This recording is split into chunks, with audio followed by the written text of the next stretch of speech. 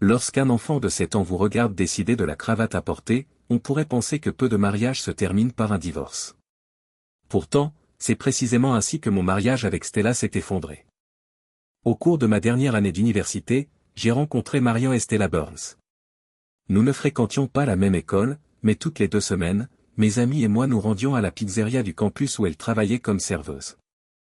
Lors de son 2e jour de travail, George, Sam, Mike et moi sommes rentrés sur le lieu de travail de Stella. Oui, c'est un peu ringard, mais lorsqu'elle est venue prendre notre commande, elle nous a fait comprendre qu'elle préférait le surnom de « Stell » à celui de Stella ou d'Estella. Nous avons commandé une grande pizza au pepperoni et un pichet de Coors Light, et j'ai ajouté avec insolence « et peut-être un rendez-vous avec toi ». Après avoir rapidement noté la commande, elle s'est tournée vers moi et m'a dit « Je suis en congé les mercredis et les jeudis. » Alors, lequel dois-je choisir, ai-je demandé. Pourquoi pas les deux, a-t-elle répondu, en fonction de la façon dont se déroule le premier. Cela s'est très bien passé, comme tous les rendez-vous suivants, surtout le 8e, où nous avons fait l'amour pour la première fois. Après le décès de ses parents dans un accident de voiture, le soutien financier d'Estelle a disparu, ce qui l'a obligée à abandonner l'école secondaire au cours de sa 2e année. Lors de notre 5e rendez-vous, elle m'a raconté toute l'histoire. Je lui ai demandé si l'argent de l'assurance n'était pas suffisant pour l'aider. Je ne connais pas leur situation financière, a-t-elle expliqué. Je n'ai jamais reçu d'appel à ce sujet. La banque a refusé de me laisser accéder au fonds parce que mon nom ne figurait pas sur le compte et que je n'avais aucun droit légal, même si je savais que l'argent était là. Avez-vous engagé un avocat, ai-je demandé. Un avocat n'était pas dans mon budget, a-t-elle répondu. Peut-être que le destin nous a réunis pour que je puisse vous aider.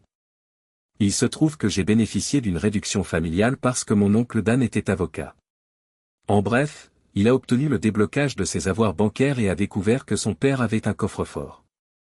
À l'intérieur, ils ont trouvé une police d'assurance vie de $100 000 avec une clause de double indemnisation en cas de décès accidentel, la désignant comme bénéficiaire.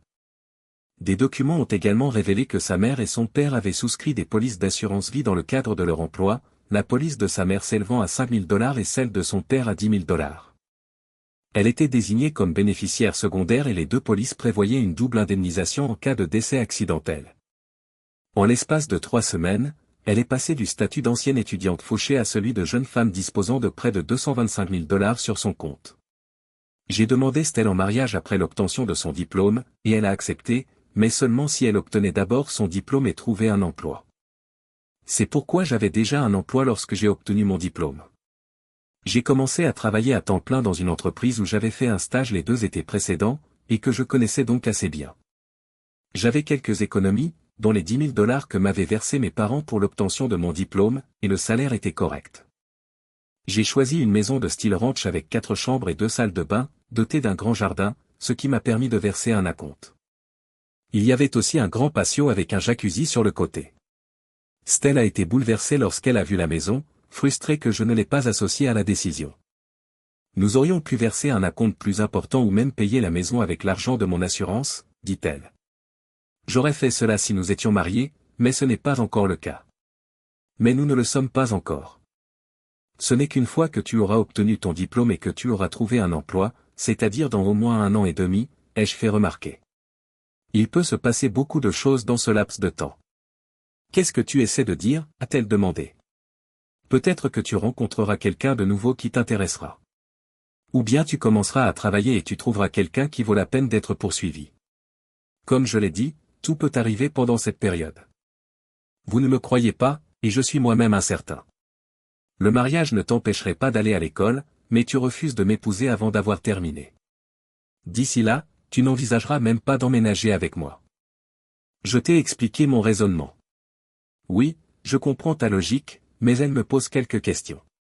Pour vraiment vivre l'université, il faut essayer de nouvelles choses et rencontrer de nouvelles personnes. Tout peut arriver en cours de route, et d'ailleurs, c'est déjà le cas. Au cours des 2 dernières semaines, tu as refusé 2 fois ma proposition de rendez-vous parce que tu avais des projets avec des copines. Naturellement, les garçons suivent les filles, espérant les rencontrer. Et, parfois, les choses se passent. Comment puis-je te convaincre que tu es le seul homme que je veux? C'est à toi de le découvrir. Peu après, je lui ai demandé ce qu'elle voulait faire le vendredi suivant, mais elle m'a dit qu'elle avait déjà un rendez-vous pour ce soir-là. Elle m'a dit que le samedi était sa journée libre. Ça ne me convenait pas, car j'avais déjà des projets pour ce samedi soir. Je lui ai dit au revoir et j'ai raccroché. J'ai ressenti une certaine satisfaction en sachant que samedi soir, j'avais prétendu avoir un rendez-vous, alors que ce n'était pas le cas. En réalité, j'avais prévu un barbecue pour samedi. J'avais invité tous mes nouveaux voisins pour mieux les connaître. L'invitation précisait que le barbecue se déroulerait de 14 h à minuit, ce qui pouvait facilement se prolonger dans la soirée. Stell m'a rappelé 30 minutes plus tard. Il faut que je m'explique, dit-elle. Je l'ai interrompu et lui ai répondu, je ne veux pas d'explication. Tu peux faire ce que tu veux. Ma seule demande est que tu ne portes pas ma bague de fiançailles lorsque tu sors avec un autre homme. Amuse-toi bien. Au revoir. J'ai raccroché. Elle n'a pas rappelé. Je pense que le barbecue a été un succès. Mes voisins et moi avons appris à nous connaître. Certains d'entre eux ont demandé pourquoi un célibataire sans enfant avait besoin d'une maison de 4 chambres. J'ai expliqué que ma fiancée et moi avions l'intention de remplir ces chambres avec des enfants une fois que nous serions mariés. Lorsqu'ils ont naturellement demandé pourquoi elle n'était pas présente à la fête, j'ai répondu qu'elle était étudiante et qu'elle avait des responsabilités inévitables. Estelle est arrivée vers midi le dimanche. Un quart d'heure après son arrivée, elle m'a demandé comment s'était passé mon rendez-vous. J'ai simplement répondu que nous avions beaucoup parlé et beaucoup mangé. Je voyais bien qu'elle voulait plus de détails, mais elle ne me les a pas demandés. Je n'ai pas non plus posé de questions sur son rendez-vous, et je ne sais pas si cela l'a soulagée ou déçue. Le sujet était clos. Nous avons discuté de ce qu'il y avait à faire à la maison et de nos projets pour le reste de la journée. Estelle voulait profiter du grand jardin pour y installer une piscine. Elle m'a rappelé qu'elle aurait beaucoup d'argent une fois que nous serions mariés, et j'ai suggéré que nous envisagions de le faire une fois que nous aurions un peu d'économie. Je n'ai pas répondu à cela. Je n'ai pas initié de rapprochement physique, ce qui était de ma responsabilité, et elle n'a pas essayé non plus. Je ne l'ai pas vue lundi, mardi et mercredi, ce qui était inattendu, car elle est partie à 8 h pour rentrer chez elle. Je me suis souvenu de toutes les soirées que j'avais passées à travailler ou à faire des recherches à la bibliothèque après les cours. Le jeudi, je l'ai appelée pour lui demander ce qu'elle avait prévu pour le vendredi. Elle m'a répondu qu'elle avait déjà un rendez-vous, je lui ai souhaité bonne chance et j'ai raccroché. À l'insu de Stell, tous ces rendez-vous se terminaient à la maison. Je ne suis rentré à la maison qu'à 9 h le vendredi, après avoir pris un verre avec des collègues après le travail. Lorsque je suis arrivé, la voiture de Stell était garée dans l'allée. À l'intérieur, je l'ai trouvée en train de suspendre des vêtements dans l'armoire de la chambre. Elle s'est tournée vers moi et m'a dit, « Il y a quelque temps, je t'ai demandé ce que je devais faire pour te montrer que tu es l'homme que je veux. Tu as dit que tu t'en occuperais toi-même. J'ai pensé qu'emménager ensemble serait le meilleur moyen de te montrer ce que je faisais, et c'est exactement ce que j'ai fait. » À mon avis, le fait d'établir une routine assez confortable a été une étape positive. Elle manquait parfois le dîner en raison d'activités de club ou de projets de groupe, mais ce n'était pas inhabituel, je faisais la même chose à l'école. Parfois, je devais voyager de nuit pour le travail. Un soir, j'ai appelé 2 fois chez Stell pour lui dire où je logeais et comment elle pouvait me joindre, mais les 2 appels sont tombés sur la boîte vocale de son portable et sur le répondeur de la maison. Lorsque je lui ai demandé où elle était allée, elle m'a répondu qu'elle était sortie boire un verre avec 2 de ses amis. J'ai pensé que c'était raisonnable. Je veux dire, passer du temps avec des amis au lieu de rester seul à la maison, c'est logique. Pourquoi ne ferait-elle pas ce que j'ai fait à l'école? Je me demandais parfois si elle ne voyait pas d'autres hommes. Cependant, j'avais beaucoup d'amis célibataires qui fréquentaient tous les endroits populaires, et j'étais sûr qu'ils me diraient si elle voyait quelqu'un d'autre. Elle me prodiguait également des attentions dans notre vie privée 4 ou 5 fois par semaine, généralement le week-end. Tout se passait à merveille jusqu'à ce qu'un préservatif se déchire et que nous devions nous marier. Lorsqu'Estelle a traversé la Seine pour recevoir son diplôme, elle était enceinte de 4 mois. Bobby n'était pas idiot non plus. Dès que Christine est sortie de l'hôpital, j'ai fait un test ADN sur elle à l'insu d'Estelle, c'était bien la mienne. Comme l'a dit un jour l'un de nos anciens présidents, faites confiance, mais vérifiez. Je sais que j'ai dit que je faisais confiance à Stell. L'incapacité de Stell à concevoir un enfant en raison de complications lors de la naissance de Christy affectera plus tard notre mariage. Après l'entrée de Christy à l'école, Estelle a trouvé un emploi et a repris le travail, et les 5 années suivantes de notre mariage ont été remplies de bonheur. Même si je n'étais pas très enthousiaste à l'idée qu'elle travaille, Estelle m'a fait remarquer qu'elle devenait folle à la maison avec Christy à l'école et pas d'enfant plus jeune à s'occuper. J'ai convenu qu'il n'y avait pas eu de problème au cours de sa première année de travail, mais elle a ensuite obtenu une promotion et a été mutée dans un autre service. Peu après, j'ai entendu, après le travail, mes collègues veulent m'emmener boire un verre. Tu devras préparer le dîner pour Christy et toi, car c'est mercredi. Ce qui m'a le plus gêné, c'est l'absence de toute question du type « cela vous dérange si je » ou « cela ne vous dérange pas si je ». Au lieu de cela, on m'a carrément dit ce qu'elle allait faire, que cela me plaise ou non. Même si j'ai eu la sagesse de laisser faire, je n'étais pas content. Au début, elle est rentrée à la maison vers 18h45 pendant les premières semaines. Puis elle est passée à 19h15. Puis à 8h15. J'étais un peu inquiet et j'ai exprimé ma frustration. Naturellement, cela a entraîné une période de froid dans la chambre à coucher. Toutefois, comme je venais de recevoir une promotion à l'époque, j'étais trop occupé pour m'y attarder. J'ai repris le poste de Fred Bascom après son décès. La plupart des informations cruciales concernant les nombreux projets gérés par Fred étaient stockées dans son esprit plutôt que sur papier ou sur son ordinateur de travail, et elles sont mortes avec lui. Comme ce poste nécessitait des déplacements, je me suis efforcé de consolider les projets et de respecter les délais. La plupart des voyages ne duraient qu'une ou 2 nuits. Au moment où cela est devenu une habitude, j'avais fait 12 voyages. Je devais conduire Christy à l'école parce qu'Estelle partait généralement au travail 1 heure plus tôt. Christy bavardait avec moi dans la chambre, parlant de tous ses camarades de classe. Je voulais m'habiller convenablement pour mon nouveau rôle de manager car j'avais un rendez-vous avec un nouveau client ce matin-là. Alors que je cherchais une cravate assortie à mon costume, Christy m'a dit « Maman a le même problème. Elle ne sait pas quelle robe porter pour son rendez-vous. » Intrigué par la situation, j'ai demandé « Quand est-ce que maman a des rendez-vous ?» Elle m'a répondu « Quand tu voyages. » Chaque fois que je ne suis pas en ville, maman a des rendez-vous. La plupart du temps, mais pas toujours. Est-ce que son rendez-vous vient la chercher ici? Occasionnellement. Est-ce qu'elle les ramène à la maison? En général, je dors quand elle rentre, alors je ne suis pas sûr. Qui s'occupe de toi quand ta mère a des rendez-vous? Angie. Parfois Cathy. Ce sont les noms des 2 adolescentes qui vivent à côté de chez nous. J'avais emmené Stell dîner et danser et j'avais utilisé Angie et Cathy comme babysitter. Une chose que je n'avais probablement pas l'intention de refaire. Je n'allais pas affronter Stell en me basant uniquement sur les propos d'une enfant de 7 ans. Je ne doutais pas du récit de Christy, mais j'avais besoin de preuves concrètes. Après avoir contacté quelques agences de détectives et réalisé qu'engager un détective privé serait trop coûteux, j'ai décidé d'enquêter moi-même. Cependant, après avoir dépensé de l'argent pour 2 nuits d'hôtel et 2 jours de location de voiture chez Avis, j'ai reconsidéré ma décision. Avant de partir au travail le matin, j'ai préparé une valise, je l'ai chargée dans ma voiture et j'ai informé Stell que j'allais à Chicago pour 2 jours. La voiture d'Estelle était encore visible lorsque je me suis garé à l'agence de location après avoir quitté le travail plus tôt. Je l'ai suivi jusqu'à son domicile, je me suis garé à un pâté de maison et j'ai attendu de voir ce qui allait se passer. Environ 20 minutes après mon arrivée, Angie Larson s'est approchée de la porte d'entrée et a sonné. Elle est entrée lorsque la porte s'est ouverte. 10 minutes plus tard, une voiture s'est arrêtée devant la maison. Estelle est montée à bord et la voiture est partie. J'ai décidé de les suivre. Lorsqu'ils sont arrivés sur le parking de l'hôtel Alhambra et qu'ils sont descendus, j'ai vu que le conducteur était une autre femme. Ce n'était pas ce à quoi je m'attendais.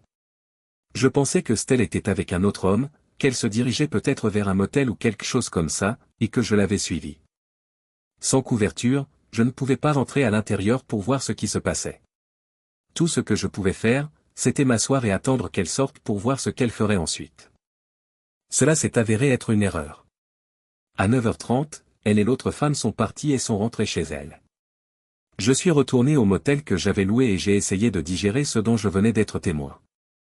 Le lendemain, je suis allé faire des courses pendant ma pause déjeuner. J'ai visité un magasin spécialisé et j'ai acheté une perruque et une fausse barbe. J'ai également acheté une paire de lunettes de soleil à monture en corne et j'ai enlevé les verres. Ce soir-là, j'ai réussi à retrouver Stella alors qu'elle rentrait du travail. Angie s'est présentée comme d'habitude. Mais cette fois, Stella est partie seule. Je l'ai suivie jusqu'au quartier de Meadows, où elle s'est arrêtée devant une maison. Une femme en est sortie, est montée dans la voiture d'Estelle et elles sont parties. Estelle avait été avec une autre femme le soir précédent. Ils sont revenus à l'Alhambra. Je leur ai laissé 5 minutes pour s'installer avant d'enfiler mon déguisement et de les suivre à l'intérieur. Comme je connaissais l'Alhambra, je savais que la scène et la piste de danse étaient bien éclairées, alors que le bar ne l'était pas. J'espérais que mon simple déguisement suffirait dans le bar faiblement éclairé. Si Estelle me repérait et me reconnaissait, j'étais prête à être honnête et à expliquer ma présence. Je sais, pourquoi ne pas l'affronter directement si j'étais prêt à aller aussi loin? Pourquoi ne pas lui dire que je la soupçonne d'être infidèle? Sur la seule base d'un commentaire d'un enfant de 7 ans, cela aurait pu avoir un impact impensable sur notre relation. Aucune preuve. Juste un commentaire d'enfant. Non, merci. Si une confrontation devait avoir lieu, elle ne se produirait qu'après avoir obtenu des preuves indéniables. Je me suis placé à l'extrémité du bar, juste assez loin de la piste de danse pour avoir une bonne vue. Estelle et la femme qu'elle avait ramassée étaient assises à une table avec 4 autres femmes, en fait, 2 tables poussées l'une contre l'autre. Le groupe est arrivé vers 18h45, a pris place et a commencé à jouer à 19h. Les femmes se levaient et se dirigeaient vers la piste de danse dès que des hommes s'approchaient de leur table pour les inviter à danser. Les danses de Stella étaient toujours propres et informelles, et elle ne dansait jamais avec un seul homme. Bien que la main de l'un d'entre eux ait commencé à se diriger vers son derrière, il n'y a pas eu d'attouchement non désiré. Elle s'est éloignée, le laissant seul au centre de la piste de danse, parce qu'elle ne pouvait plus le tolérer. Environ 10 minutes avant 9h, les femmes ont commencé à rassembler leurs sacs pour partir. Après m'être levé, je me suis dirigé vers ma voiture de location. Stella et son ami sont sortis, sont montés dans le véhicule de Stella et sont partis. Après qu'elle a déposé son ami chez elle, je l'ai suivi jusqu'à la nôtre. Assis dans la voiture de location, je me suis senti idiot d'avoir douté de ma femme. Elle n'était pas infidèle. Un soir, j'ai mentionné ce que Christy m'avait dit parce que j'étais un peu intrigué, même s'il ne s'agissait que d'une soirée entre filles. Cela a éveillé mon intérêt. Lors d'un rendez-vous, on se déguise et, parfois, on vient vous chercher à votre domicile. Y a-t-il des raisons de s'inquiéter? Pas vraiment. J'ai rencontré les filles avec lesquelles je travaille pendant votre temps libre. Qu'en est-il de la personne qui vous conduit? Ce n'est pas un homme. C'est une des filles. Nous conduisons à tour de rôle. Cela expliquait ce que j'avais vu, mais me rappelait quelque chose de troublant. Stella avait pâli lorsque j'avais mentionné le mot « rendez-vous ». Pourquoi cela se produirait-il? Mon esprit s'est mis à tourner en rond. Si elle ne travaillait pas le soir, elle devait faire autre chose. Ces heures de travail étant la seule chose que je ne pouvais pas expliquer, j'ai commencé à penser à ses pauses déjeuner. 2 jours plus tard, je suis retourné à la voiture louée et j'ai observé le véhicule de Stella dans le parking de l'entreprise. Je suis arrivé 30 minutes avant sa pause déjeuner habituelle. Je l'avais déjà emmené déjeuner plusieurs fois auparavant, et je connaissais donc sa routine de midi. Heureusement, je suis arrivé en avance, car elle a quitté le bâtiment à 11h45 au lieu de midi. Elle est montée dans sa voiture, a quitté le parking et s'est dirigée vers un motel à l'ouest. En la suivant, je me suis demandé pourquoi elle me trompait. Qu'est-ce que j'avais fait, ou omis de faire, pour en arriver là? Son clignotant gauche a coupé court à mes pensées. J'ai jeté un coup d'œil à gauche et j'ai vu un motel. Stella a tourné mais est entrée directement dans le parking du Village Inn, qui se trouve à côté du motel et dispose d'un restaurant. J'ai suivi Stella jusqu'à son travail après m'être assis dans ma voiture, surveillant l'entrée du restaurant jusqu'à ce qu'elle en sorte. Lorsqu'elle est entrée dans le bâtiment, je me suis détesté d'avoir été un imbécile aussi soupçonneux. Elle est partie à l'heure habituelle et est rentrée directement chez elle, mais je me suis attardé pour voir si elle quitterait le travail plus tôt. Cependant, j'avais réservé l'appartement pour 3 jours, et j'ai donc passé les 2 jours suivants garé devant son lieu de travail dans la voiture de location, m'ennuyant à mourir, plus comme une forme d'autopunition qu'autre chose. Elle ne quittait jamais son travail plus tôt et ne sortait jamais pour déjeuner. Je me suis précipité à la maison après avoir rendu la voiture. Estelle avait déjà commencé à préparer le dîner lorsque je suis arrivé. J'ai joué avec Christy jusqu'à ce qu'il soit temps pour elle d'aller au lit. Ensuite, Estelle et moi nous sommes blottis sur le canapé, regardant la télévision jusqu'à ce qu'il soit l'heure d'aller au lit. Lorsque je suis sorti des toilettes, Stella était allongée nue sur le lit, souriante, les jambes ouvertes. Comment ai-je pu questionner cette femme, me suis-je demandé. Les mois ont passé, mais il y a quelque chose dans la nature humaine qui affecte tout le monde d'une manière ou d'une autre. Dans mon cas, les soupçons que Christie avait semés dans mon esprit n'ont jamais vraiment disparu. S'il n'y avait pas eu les actions de Stella avant notre mariage, il ne se serait peut-être pas installé. Mais il est resté et s'est développé, en même temps que ce que Christie m'avait dit. J'ai toujours cherché des signes indiquant que Stella m'était infidèle, mais je n'en ai jamais trouvé. Je n'étais pas censé rentrer avant vendredi soir, car les vacances ne devaient durer que 2 jours. Cependant, dès le jeudi soir, nous avions terminé notre travail. J'ai réussi à rentrer suffisamment tôt pour surprendre Stella en l'invitant à déjeuner le vendredi, après avoir pris un vol matinal. À mon arrivée, j'ai demandé à la réceptionniste d'appeler Stella, car je ne trouvais pas sa voiture dans le parking. Vous pouvez difficilement imaginer mon choc lorsque j'ai appris que Stella ne travaillait plus le vendredi, car elle était passée à la semaine de 4 jours environ 6 mois plus tôt. Je me suis demandé ce que Stella faisait les vendredis où elle ne travaillait pas et j'ai quitté le bureau, hébété. J'ai gardé mon calme en feignant la joie et l'insouciance. Je faisais semblant que tout allait bien, même si je n'étais ni heureuse ni mal informée. Cependant, le vendredi suivant, j'ai loué une voiture et je l'ai garée à une courte distance de notre maison. J'ai suivi Estelle lorsqu'elle est partie peu après 9 heures et j'ai roulé jusqu'à Windsor Drive. L'endroit m'était familier. J'y avais participé plusieurs fois à des fêtes et à des pique-niques. La maison appartenait à Harvey Forbes. Stella travaillait pour une société supervisée par Harvey, mais il n'était pas son patron. Son patron, Dave Wisner, se trouvait 3 ou 4 niveaux en dessous de Harvey dans la hiérarchie. Après qu'Estelle a quitté la maison de Harvey à 16h30, je l'ai suivie jusqu'à King Soopers, supposant qu'elle allait acheter des provisions pour le dîner. J'ai finalement abandonné lorsqu'elle m'a perdu dans les embouteillages. Avant de rentrer chez moi à l'heure habituelle, j'ai rendu la voiture de location et me suis arrêté pour boire une bière au Buddy's Bar. Après le dîner, nous avons commencé à faire la vaisselle et mis Christie devant la télévision pour regarder Dora l'exploratrice. En lui tendant son assiette, je lui ai demandé, pour combien de temps? Quoi? Combien de temps? Depuis combien de temps? Quoi? Depuis combien de temps es-tu infidèle à Harvey Forbes? Ton esprit est-il devenu complètement fou? Répond-elle. S'il vous plaît, épargnez-moi l'indignation. Je suis rentré tôt vendredi dernier pour t'inviter à déjeuner, mais j'ai découvert que tu ne travaillais plus le vendredi. Comme par hasard, vous avez oublié de le dire. Je vous ai suivi chez Harvey ce matin, j'ai attendu dehors et je vous ai observé jusqu'à ce que vous partiez à 16h30. Naturellement, j'ai voulu savoir ce que vous faisiez de vos vendredis libres. Je reviens donc à ma question initiale, combien de temps et pourquoi? Après quelques instants à fixer l'évier, une assiette dans les mains, elle murmure, 7 mois. Je voulais une vie aventureuse parce que je voulais que tu aies envie de moi. Je suis sorti avec une douzaine d'hommes avant de te rencontrer. Même après t'avoir rencontré, j'ai eu quelques aventures. J'aimais faire l'amour avec des hommes différents. Chacun d'entre eux avait une taille, une forme et une façon de faire l'amour qui lui était propre. Après notre mariage, je suis resté fidèle à toi pendant toutes ces années.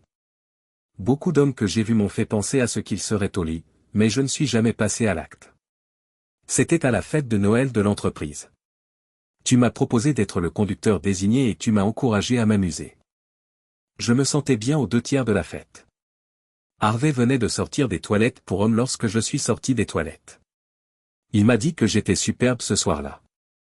Puis il a plaisanté sur le fait de me jeter par-dessus son épaule et de m'emmener dans sa grotte si je n'étais pas marié. Je suppose que je l'ai choqué en lui disant que mon mariage ne l'arrêterait pas, même si je savais qu'il ne faisait que flirter. Il m'a simplement tendu la main sans un mot. Après que je l'ai accepté, il m'a conduite dans un bureau vide au bout du couloir. En me posant sur le bureau, il a déclaré qu'il cherchait plus qu'une simple aventure. Je lui ai demandé de me dire où et quand. Nous sommes retournés à la fête après qu'il m'ait promis de me recontacter. Bon sang, j'ai failli te sauter dessus quand nous sommes rentrés à la maison tellement j'étais excité. J'ai fait l'amour plus que jamais cette nuit-là, 5 fois, et j'en voulais toujours plus. Ce week-end-là, je n'ai pas pu te laisser tranquille. Le dimanche, tu m'avais vraiment épuisé. Tu t'en souviens? J'ai réfléchi à ce qui lui était arrivé, et je m'en suis souvenu. Elle a poursuivi son récit. Harvey m'a invité à visiter son bureau le lundi et m'a demandé si j'étais sérieuse lorsque j'ai mentionné le lieu et l'heure. Honnêtement, je l'ai dit dans le feu de l'action et je ne le pensais pas. Cependant, quelque chose a changé en moi et je lui ai dit que je ne plaisantais pas alors que je me tenais devant son bureau, remarquant la nostalgie dans ses yeux. Il m'a demandé de fermer la porte à clé et m'a conduit à son bureau. Il m'a ensuite suggéré d'accepter l'un des nouveaux emplois de 4 jours, afin que nous puissions passer plus de temps ensemble. C'était agréable le temps que ça a duré, a-t-elle ajouté en soupirant. On dirait que tu as l'intention de rompre avec le vieux Harvey, ai-je dit. Il va falloir que je te dise pourquoi maintenant. Pourquoi, et qu'est-ce que tu veux dire? Juste parce que je sais, pourquoi arrêter? Pourquoi? Tu me laisserais sortir avec Harvey le vendredi? Tu ne pourrais pas m'en empêcher, je le ferai. C'est à toi de décider avec qui tu couches. Je m'en fiche complètement. Wow. C'était inattendu. J'aurais ri si quelqu'un m'avait dit que tu t'en fichais si je sortais avec d'autres hommes. Ça ne te dérange pas du tout? J'ai demandé. Pourquoi le ferais-je? Ce n'est pas mon corps, mais le tien. Ce que tu peux ou ne peux pas en faire échappe à mon contrôle. Je pourrais vous dire que je n'en ai plus besoin parce que vous avez choisi de le donner à quelqu'un d'autre. Que voulez-vous dire par là? C'est exactement ce que j'ai dit. Tu m'as donné toute ton attention quand tu as dit oui. Vous ne m'appartenez plus parce que vous vous êtes donné à Monsieur Forbes. De plus, je ne suis pas du genre à partager ma femme. Vous ne m'appartenez plus. Harvey, ou celui à qui tu choisis de te donner, te possède maintenant. Je mettrai mes affaires dans la chambre d'amis après avoir fait la vaisselle. Pourquoi? Nous n'avons pas souffert de ce que j'ai fait. Tu me repousses parfois, alors que je te donne tant. Tu as toujours mon amour éternel. Mes sentiments pour toi n'ont pas diminué le moins du monde malgré nos activités extra-conjugales. Cela a certainement diminué mes sentiments pour toi, même si ce n'est pas le cas pour toi. C'est douloureux. Tu réagis de manière excessive, à mon avis. Je ne me soucie plus de ce que tu penses. Je m'occupe des faits, pas des opinions. Premier fait, j'ai découvert que tu me trompais. Deuxième fait, je ne peux pas rester dans une relation avec quelqu'un en qui je ne peux pas avoir confiance, et tu as prouvé que je ne pouvais pas avoir confiance en toi en me trompant. Troisième fait, cet État a des lois sur le divorce discriminatoire à l'égard des hommes. Si je demande le divorce, je me retrouverai sans le sou et je vivrai dans une tente dans les bois avec des droits de visite limités. Il n'y aura pas de divorce parce que je n'accepterai pas cette issue. Au lieu de cela, je déplacerai tout dans la chambre d'amis, et tout semblera normal dans cette maison, sauf que toi et moi ne serons pas intimes. Monsieur Forbes peut s'occuper de vos besoins physiques. Je l'ai laissé dans la cuisine et je suis allé dans la chambre d'amis. Environ 5 minutes plus tard, elle est apparue dans le couloir et m'a regardé en silence. Qu'est-ce que je peux faire pour te faire changer d'avis, demanda-t-elle finalement. Tu sais que je t'aime. Ce n'est pas ce que je veux. J'ai besoin de toi dans mon lit pour faire l'amour. Qu'est-ce que tu peux faire? Retourne à l'époque où tu n'étais pas encore impliqué avec Forbes et abstiens-toi de le faire. Oh non, Bob. C'est toi que je veux, pas Forbes, tu ne le vois pas. Je te fais l'amour 6 fois par semaine parce que je t'adore. Tu m'aimes, alors ne me fais pas ça. Ou peut-être que tu fais l'amour par culpabilité pour te sentir mieux après m'avoir trahi. Ne sois pas si dur avec moi. J'avais tellement envie de toi avant Harvey que tu m'as parfois repoussé. C'était avant, c'est maintenant. D'accord.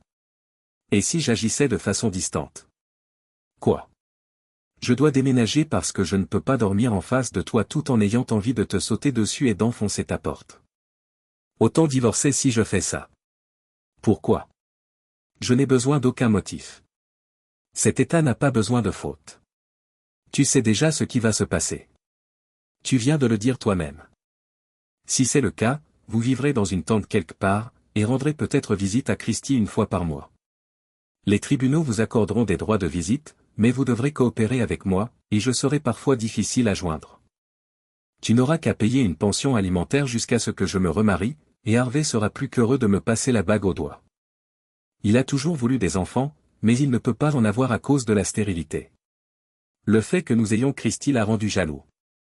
Je pense qu'il serait un beau-père merveilleux pour elle. Vous n'êtes pas d'accord? Vous voulez parier? Je vais vous simplifier la tâche. Tu n'as pas besoin de retourner dans notre chambre.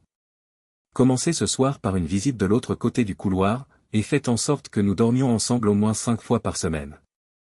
Je cesserai de considérer Harvey comme un avantage. Elle est allée dans le salon et a ajouté, je vais laisser la lumière allumée pour toi. Elle savait qu'elle me tenait. Je la connaissais trop bien. Une fois qu'elle avait pris le contrôle d'une situation, rien ne pouvait l'empêcher de foncer à toute allure. À cause de quelque chose qu'un enfant de 7 ans m'a chuchoté à l'oreille, je me suis senti piégé, pris entre le marteau et l'enclume. C'est incroyable.